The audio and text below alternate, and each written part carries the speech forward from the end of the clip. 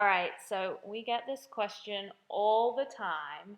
How do you record recipes in MyFitnessPal?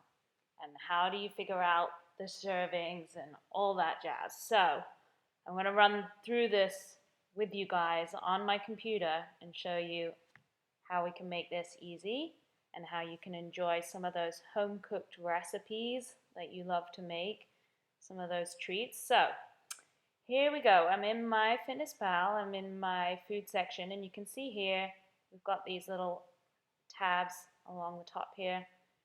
I'm going to go and click on recipes. All right, and you'll see this is pretty awesome, recipe importer. So what I'm going to go and do is click on this other tab I have up. I'm going to import one of our recipes that we posted this week, peanut butter oat bars. Yummy. If you have not made these yet, check out the ingredients. Go and grab yourself a nice tub of peanut butter and make these this weekend. They are delicious. All right, so I copied that link. I'm going to paste it in this box, and I'm going to hit import recipe. All right, step 2, we got to confirm the ingredients. So you'll see it gives you the name here, which you can edit if you want. So I'm just going to take out recipe. I know it's a recipe. All right, so it has imported some other additional words that really aren't relevant. They're not ingredients. So I'm going to delete those 2 headings and just change this a little bit. So let's see, 2 bananas, 1 teaspoon baking powder. All right. And this is where you can get really specific. So in the ingredient that, in the recipe that I copied across here, it doesn't specify the type of peanut butter, but let's go ahead and type in Betsy's Best peanut butter, 1.5 cups. I believe it's quick cooking oats, 2 tablespoons honey. So I'm just going through this, tidying it up a little bit to kind of give MyFitnessPal a little helping hand. Let's see, we'll put silk. I don't like that silk brand for the almond milk. 1 large egg, 1 teaspoon vanilla extract. All right, that looks good to me. So I'm going to go ahead and, oh wait, before I click match ingredients, I just want to check across the top here, the servings. So I know that from this recipe, this serves 9, because what happens is I'm making these peanut butter oat bars in a 9x9 square inch dish, and I'm going to cut that up into 9 servings. So you can use the recipe as a guide for your servings there. All right, here we go, match ingredients. Ooh, look, it pulls the picture up. Nice.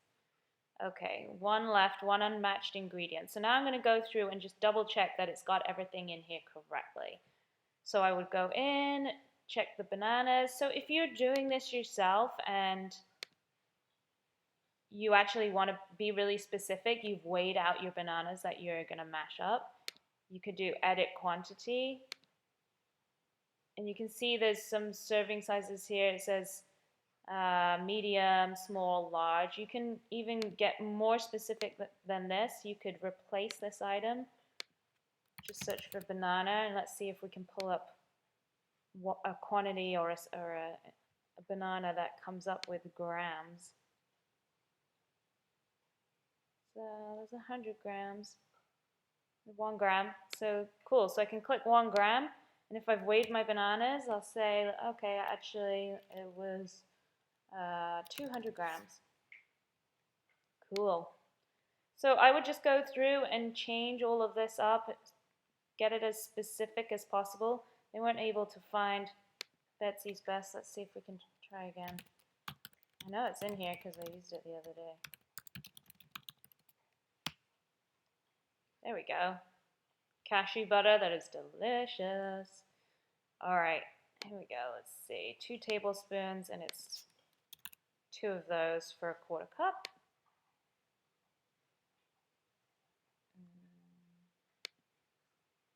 Oops, what's happening there? got our quick cooking oats. What's happening with this? Why is it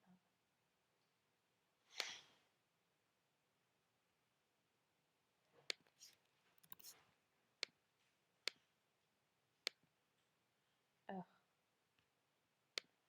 Alright, I don't know why MyFitnessPal is having a mishap.